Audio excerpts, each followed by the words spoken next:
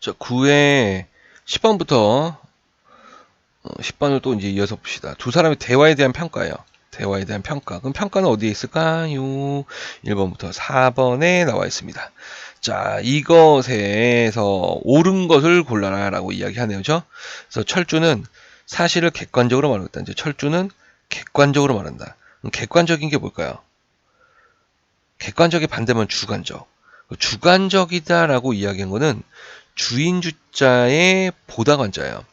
그러니까 주인의 입장에서 본다라는 개념인데 결국엔 뭐냐면 자기의 생각, 의견, 주장 등이 개입되는 겁니다. 주인이니까. 그럼 객관할 때 이 객자는 손님 객자예요. 손님의 입장에서 본다라고 이야기하는 거는 자신의 주관적인 반대니까 자신의 의견, 생각, 주장 등을 배제한 채 있는 그대로 표현하는 걸 우리가 객관적이다. 이해되나요? 자, 그러면 철주는 사실을 객관적으로 말하고 있다. 이렇게 됐고요. 명의는 논점에서 벗어난 발언. 논점에서 벗어난 발언을 하고 있다. 명의는 현실을 지나치게 낙관적으로 보다. 이제 낙관적. 이 의미도 좀 알아야죠. 이게 즐거울 낙자의 보다 관자입니다. 즐겁게 봐요. 뭐를요?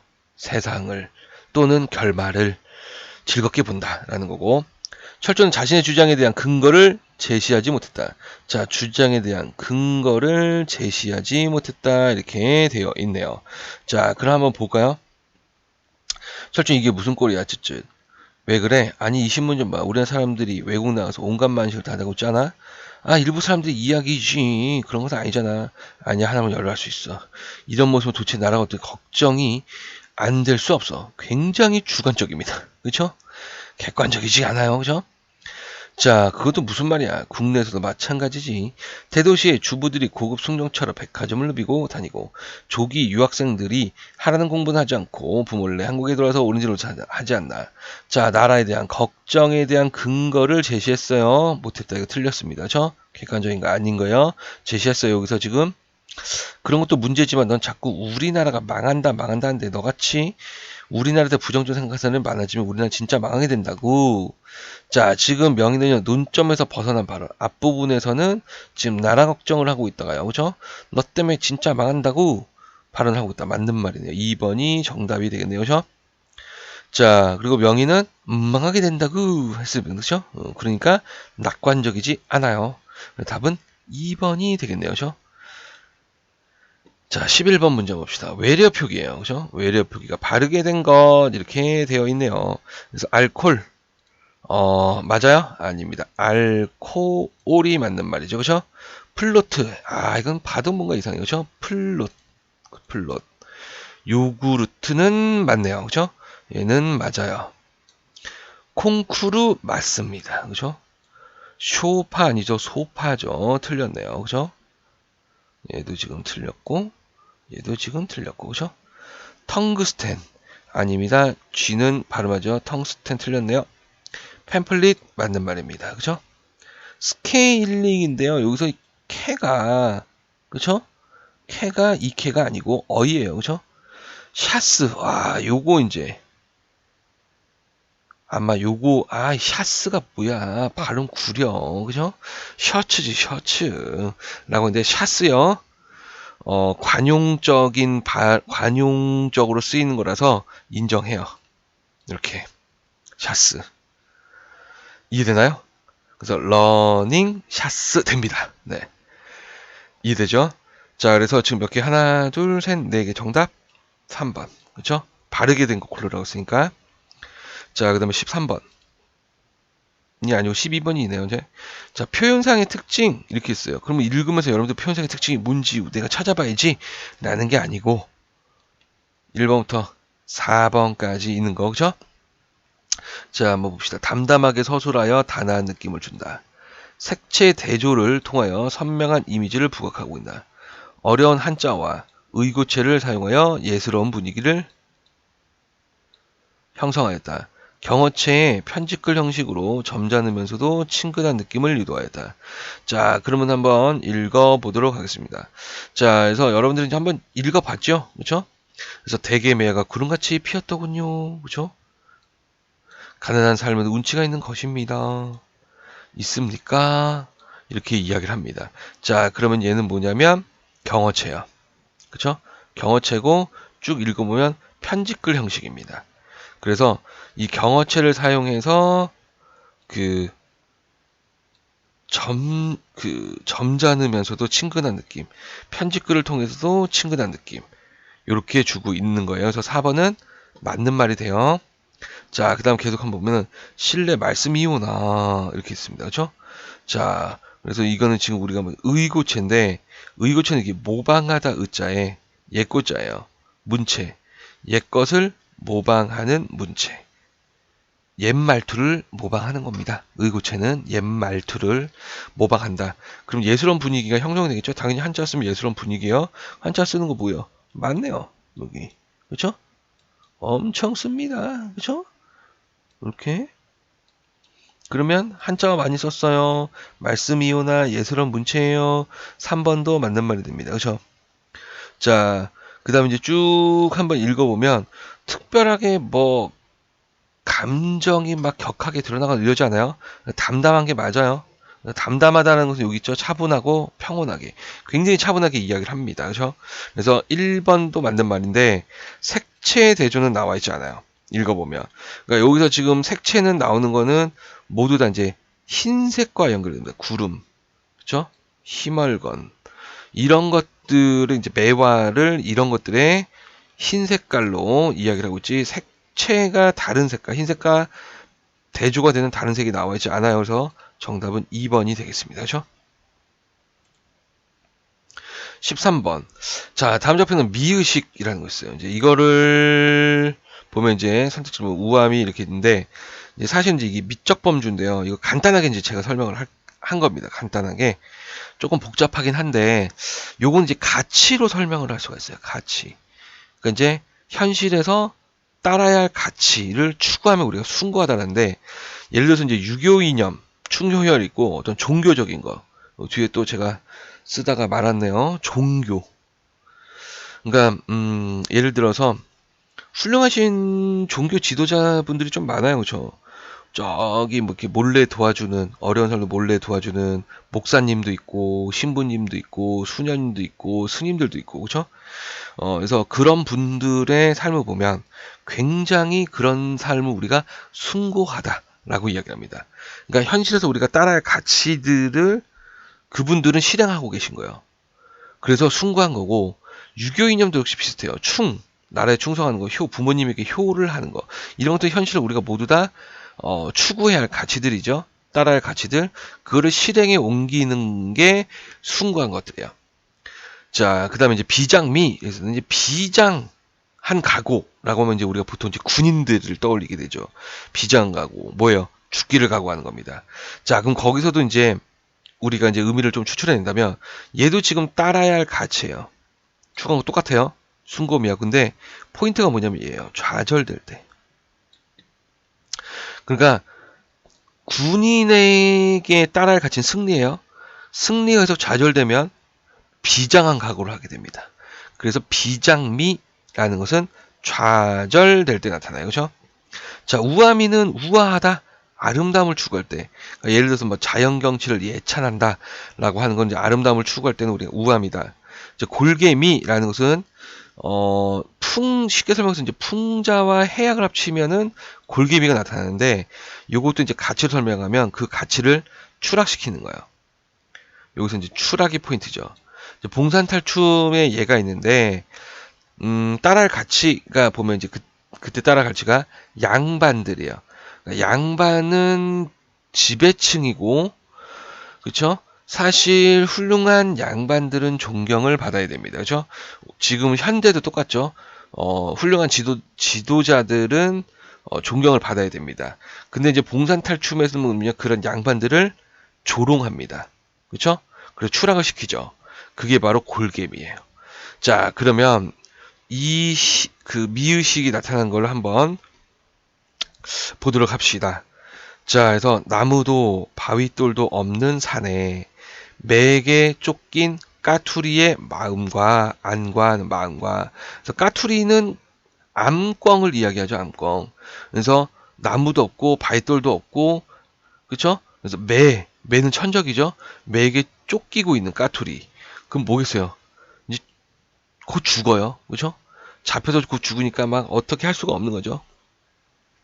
그래서 대천 바다 한가운데 일천석 실은 배에 노도 잃어버리고 닷도 잃어버리고 농총도 끊어지고 돛대도 꺾이고 키도 빠지고 바람 불어 물결치고 안개가 뒤섞여 잦아진 날에 갈 길은 천리만리 남았는데 사면이 검어 어둑 저물고 천지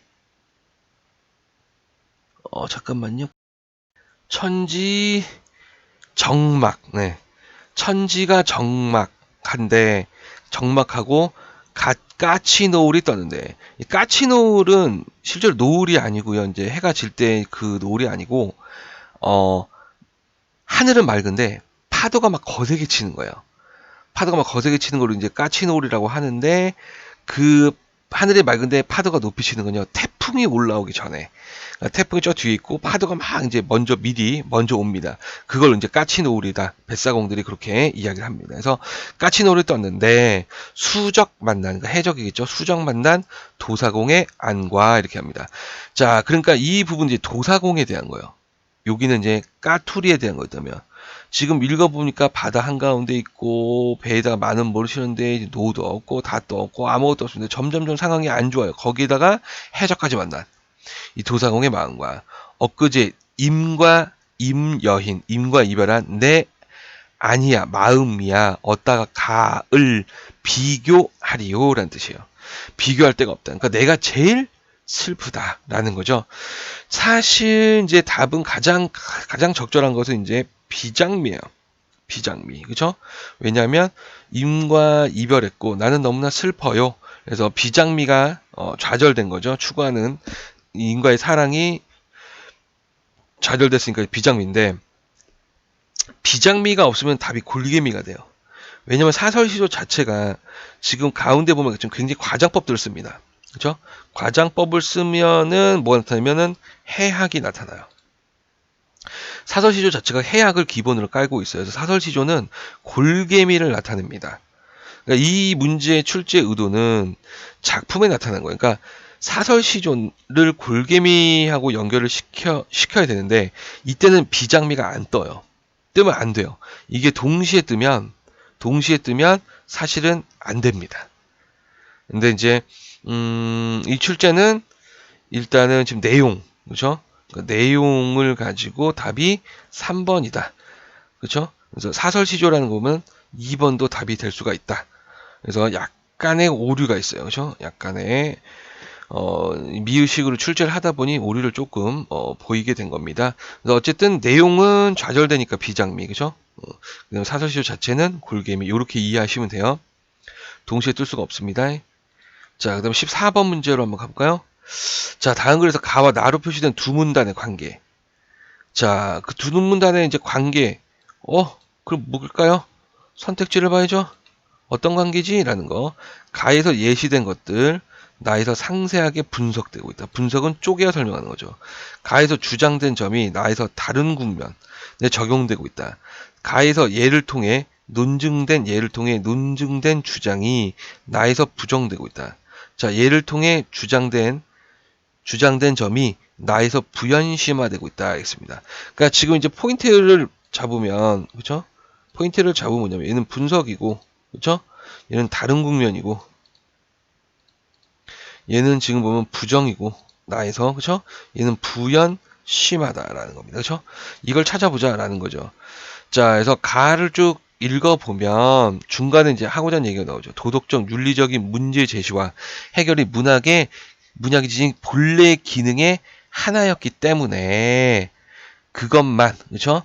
수단으로만, 그래서 윤리적 교회의 그런 수단으로만 존재해왔다고 말할 수는 없다. 그렇죠? 그래서 예술이라는 것이, 그렇죠? 그래서 지금 무용이나 음악의 예를 들어주고 고소설의 예를 들어주고 있습니다. 그렇죠?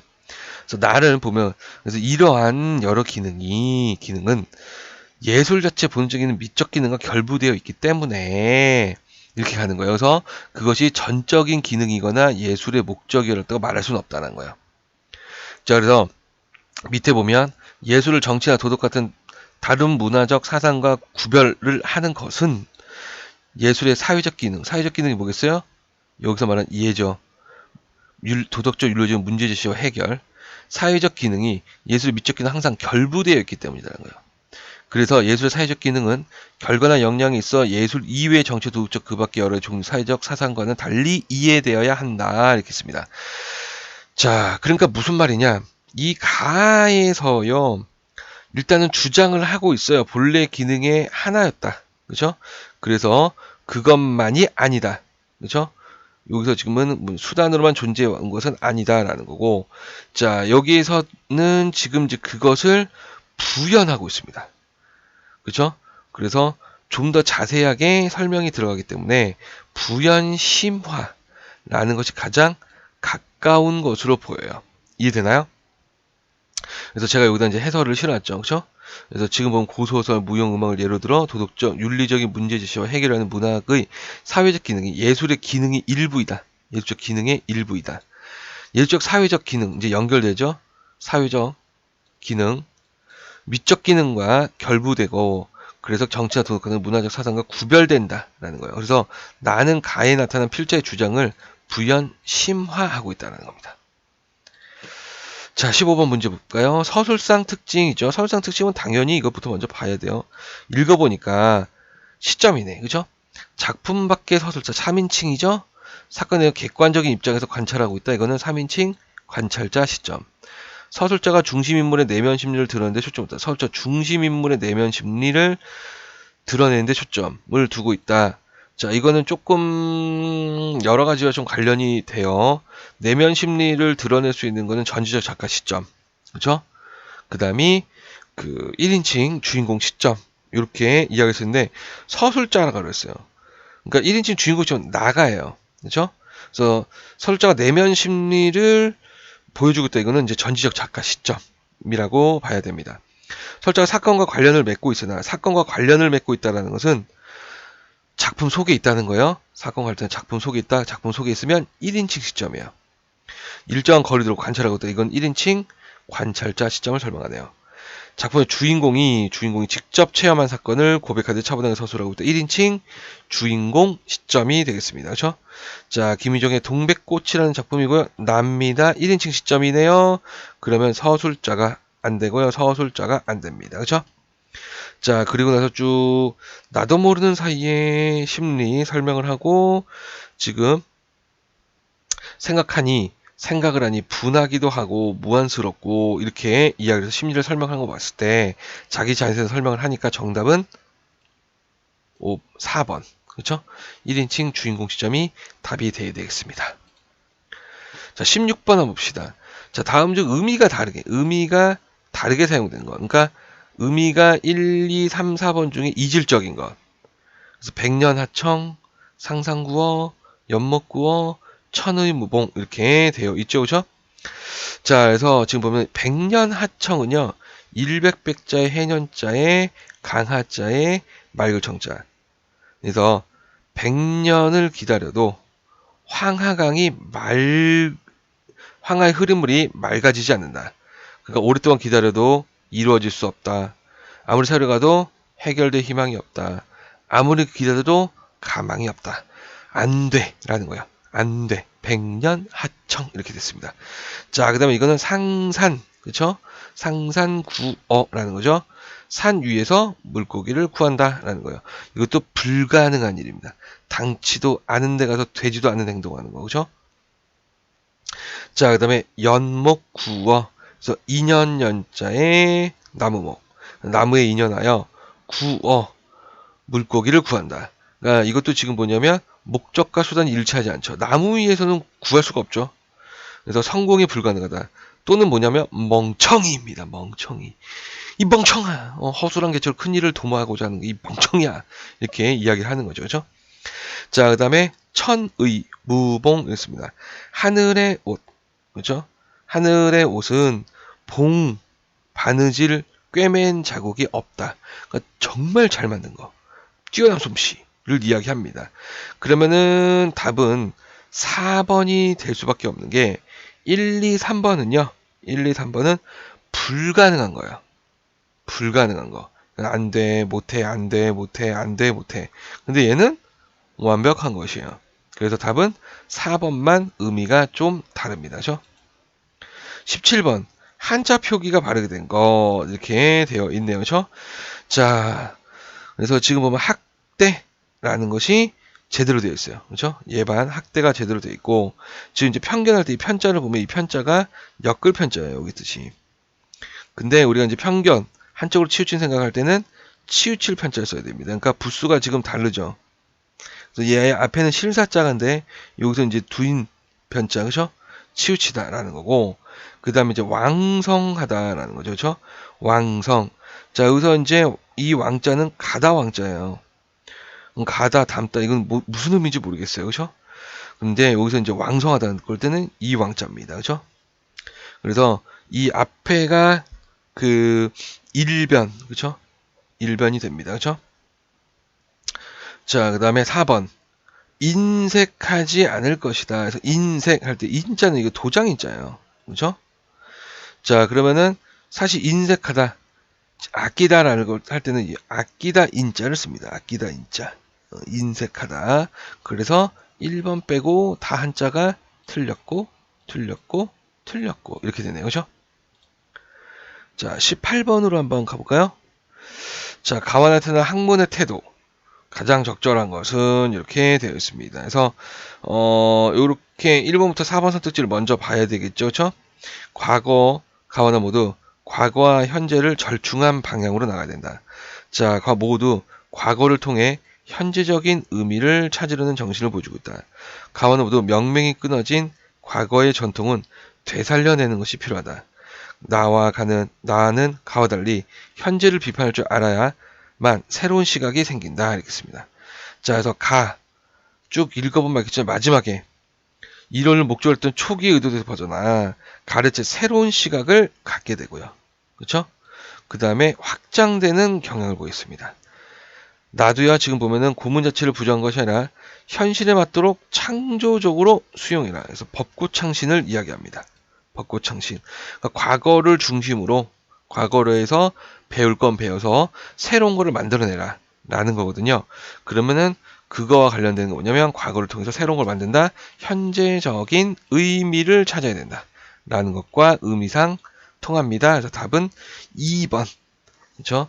2번이 가장 가깝다. 이렇게 볼 수 있습니다. 19번 문제 봅시다. 자, 다음 문장에서 가로 속의 내용처럼 이제 중의성을 없애는 방안이겠습니다. 자, 손님들이 다 오지 않았다. 이렇게 했을 때 한 명도 안 왔는지 아니면 몇 명이 오지 않았는지 이렇게 문제가 되죠. 그래서 거기에서 해소하기 위해서는 보조사 는을 붙이면 됩니다. 그러니까 다 오지는 않았다라고 하면 일부가 오지 않았다. 그래서 다나 오지에 는을 붙입니다. 또는 다는 오지 않았어요. 다는 안 왔어요. 일부만 왔어요. 해도 상관없겠네요. 그죠? 그래서 얘는 지금 이 안 왔다가 부정하는 게 무엇인지가 모호해서 나타난 거고요. 2번은 키가 크니 꾸며주는 게 현주인지 현주의 동생인지 불분명합니다. 그래서 지금 동생이 키가 크다라는 건 여기다 쉼표를 땅 하고 찍으면 돼요. 그러면 얘가 꾸며주는 게 얘가 아니고 뒤에 거예요 라는 의미가 쉼표의 역할입니다. 조사 의의를 첨가해봤자 의미 없어요. 똑같아요. 키가 큰 현주의 동생이나 키가 큰 현주 동생이나 의 가지고 해서는 안 됩니다. 오케이? 그래서 2번은 틀렸고 세우기는 준이와 정화를 보았다 했습니다. 자, 얘도 이제 애매한 게 뭐냐면 세우기가 혼자 준이와 정화를 보았는지 아니면 세우기는 준이와 함께 정화를 보았는지. 그렇죠? 그럼 세우기가 두 사람 보는 거는 세우는 뒤에 쉼표를 딱 찍어버리면 얘네가 묶여요. 그렇죠? 준이와 정화가 묶입니다. 자연스럽게. 그러면 세우기는 혼자서 준이와 정화를 보았다라는 의미가 성립하게 돼요. 자, 남편은 나보다 빵을 더 좋아한다. 이렇게 씁니다. 자, 이거는 이제 비교 대상이 뭐해서 그런데 나하고 빵을 비교한 것이냐 아니면 내가 빵을 좋아하는 것과 남편이 빵을 좋아하는 것을 비교한 것이냐 이렇게 볼 수가 있어요. 그래서 사실 이 문맥을 보면 나하고 빵하고 비교하는 것보다는 그죠? 이건 좀 비참하잖아요. 빵을 더 좋아한다니까, 그죠? 남편이 그죠? 너보다 빵이 좋아 이러면 슬퍼요. 그죠? 그러니까 이거는 나하고 빵을 비교한 게 아니라 나도 빵을 좋아하는데 남편이 나가 내가 빵을 좋아하는 것보다 더 좋아한다는 의미겠죠. 그죠? 자, 그러면은 요렇게 바꾸면 됩니다. 나보다 남편이 빵을 더 좋아한다. 그러면은 빵을 좋아한다라는 것이 비교 대상이 돼버리는 거예요. 이해됐죠? 그래서 이렇게 바꿔서 가면 된다라는 거. 마지막 문제입니다.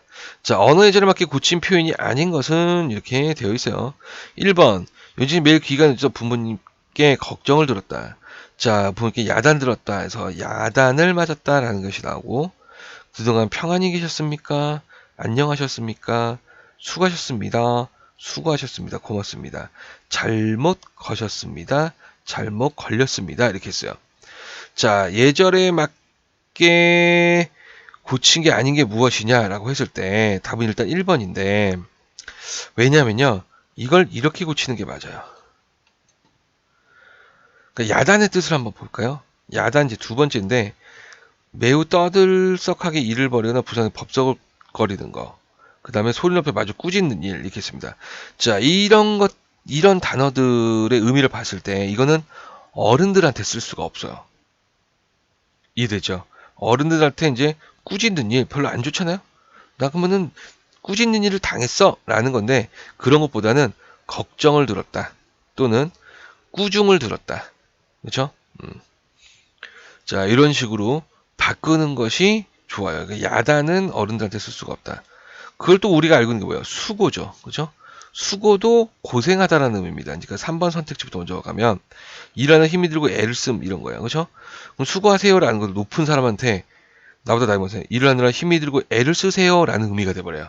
쓰면 안 돼요. 그쵸? 자, 그 다음 이제 평안히도 역시 그런 뜻입니다. 윗사람에게 쓰면 신뢰가 되는 거. 왜냐하면 걱정이나 탈이 없이 또는 무사히 잘 있는 상태로, 그러니까 그동안 걱정이나 탈이 없이 계셨습니까? 뭐 이렇게 했을 때 걱정이나 탈이 있기를 바라는 것처럼, 그죠? 그게 아니라 안녕 하셨나요? 그죠? 평안보다는 안녕 하셨습니까? 라고 쓰는 것이 훨씬 더 매끄럽다라는 거예요. 그죠? 자, 잘못 거셨습니다. 전화 잘못 걸렸습니다. 자, 지금 잘못 거셨습니다라는 거를 잘못 걸었어요 라고 이야기하는 건 상대방의 행동의 잘못을 지적하는 거예요. 네가 잘못 걸었다요. 근데 여기서 지금 잘못 걸렸습니다는요, 네가 행동이 일부러 잘못한 게 아니고 어떤 외부에 의해서 너도 어쩔 수 없이 잘못된 거야. 그러니까 네 탓 아니야 라는 거를 이 피동이 보여줘요. 그러니까 피동은 살짝 발뺌이에요. 그래서 잘못 거셨습니다라고 이야기를 하면 사실은 상대방에게 부담이 되는 표현입니다. 네가 전화도 제대로 못 거는 사람이야 라는 의미가 될 수 있어요. 그래서 그게 아니라 전화가 잘못 걸렸습니다 라고 이야기해서, 네가 일부러 한 게 아니라 실수, 어떤 외부에서 어떤 실수라든지 이런 걸 통해서 상대방의 부담을 덜어줄 수 있는 표현이 됩니다. 그래서 이렇게 바꾸는 게 훨씬 더 좋아요. 그래서 답은 1번이 되겠습니다. 자, 이렇게 해서 우리가 9회 모의고사까지 한번 봤습니다. 고생들 하셨습니다.